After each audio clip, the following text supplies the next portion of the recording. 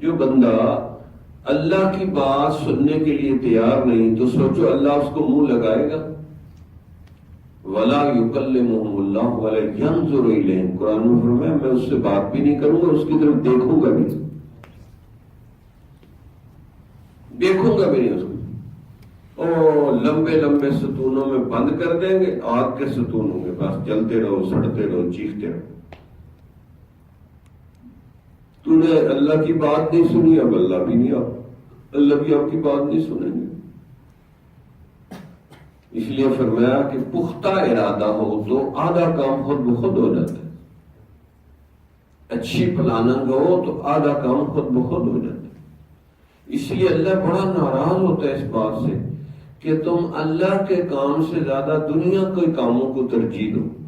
بل تؤثرون الحیات الدنیا والآخرۃ خیر وابقیٰ، بلکہ تم دنیا کے کاموں کو ترجیحات دیتے ہو اور حالانکہ آخرت اچھی اور باقی رہنے والی، یعنی آخرت کے کام اچھے اور باقی رہنے والے۔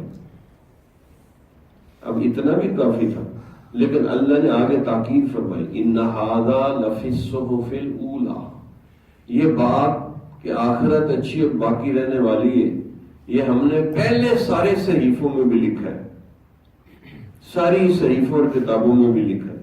صحف ابراہیم و موسیٰ، موسیٰ و ابراہیم کے صحیفوں میں بھی لکھا ہے، تمہاری کتاب میں بھی لکھ رہے ہیں، تمہیں بتا بھی رہے ہیں کہ یہ بات اتنی اہم ہے کہ سب صحیفوں میں لکھی، کہیں دنیا کا فتنوں میں نہ مبتلا ہو جانا۔ اس لیے حضرت امام ربانی مجدد الثانی فرماتے ہیں کہ سب سے زیادہ بڑا فتنہ یہ ہے کہ بندہ اللہ کے دین کو چھوڑ کر دنیا کے پیچھے لگ جائے۔ پھر حضرت نے بڑا بہترین حل بتایا، فرمایا دنیا کو حقیقی طور پہ نہیں چھوڑ سکتے تو حکمی طور پہ چھوڑ دو، کہ دنیا دل میں ہاتھ میں رکھنا جائز، جیب میں رکھنا جائز، دل میں رکھنا نہ جائز، کہ دل سے دنیا نکال دو۔ دل میں اللہ کی محبت ہو تو پھر اللہ کی جو ہے محبت آئے گی، اگر دل سے دنیا نکالو۔ اگر دل میں دنیا کی محبت کے بھبکے اٹھ رہے ہیں کہ ہائے یہ مل جائے، ہائے یہ مل جائے، ہائے وہ مل جائے، تو بس پھر اللہ نہیں مل سکتا۔ اللہ بڑی غیرت والا ہے، وہ شریک پسند نہیں کرتا کہ دل میں ہے جی۔ اسی لیے حضرت امام ربانی مجدد الثانی فرماتے ہیں کہ آفاقی اور انفسی معبودوں سے جان چھڑاؤ، یعنی جو پوری دنیا میں معبود پھیلے ہوئے ہیں کہ قبروں کو سجدے ہو رہے ہیں اور کوئی شرک کر رہے ہیں، ہر قسم کے شرک سے بھی، اور انفسی نفس کے شرک سے بھی۔ نفس کا شرک کیا ہے؟ کہ اللہ کی بات نہ مانے، اپنی من مرضی کرے، یہ نفس کا شرک ہے، نفس کا شرک ہے۔ تو اسی لیے حضرت امام ربانی مجدد الثانی مکتوب میں بڑے بڑے معارف لکھے۔ فرمایا فرعون ہی نے یہ نہیں کہا تھا کہ انا ربکم الاعلی، ہر بندے کا نفس کہتا ہے انا ربکم الاعلی، کہ جی میں بات تو وہ مانوں کروں گا جو میرا دل چاہے گا۔ فرعون نے بھی یہی کہا تھا کہ میں تو وہ کروں گا جو میرا دل چاہے گا۔ آپ بھی وہی کہہ رہے ہیں، تو بات تو ایک ہی کہہ رہے ہیں آپ۔ تو شرک بہت خطرناک ہے کہ میں اپنی من مرضی کروں گا۔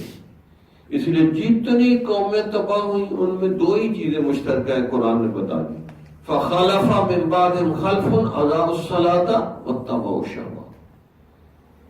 پھر نبیوں کے بعد ان کی نالائق امتیں ہوئیں جنہوں نے نماز کو ضائع کیا اور من مرضی کی۔ اب نماز پڑھنے والے بھی من مرضی نہیں چھوڑتے، جو دل کو پسند نیکی کر لی، جہاں ذرا مشکل آئی جی نہیں بس میں کمزور ہوں، گنہگار ہوں، بہانے بازی کر کے اس سے جان چھڑا لی۔ اس لیے اللہ تعالیٰ نے معیار کیا رکھا؟ تقویٰ۔ متقی لوگوں کو ان اللہ یحب المتقین، بے شک اللہ کہتے ہیں میں تقویٰ والوں سے محبت کرتا ہوں، جو اللہ کی نافرمانی سے بچنے کی پوری کوشش کرتے ہیں۔ اس لیے قرآن تقویٰ سے بھرا پڑا ہے، بھرا پڑا ہے، یعنی ہر چند آیات کے بعد تقویٰ ہے۔ سورہ نساء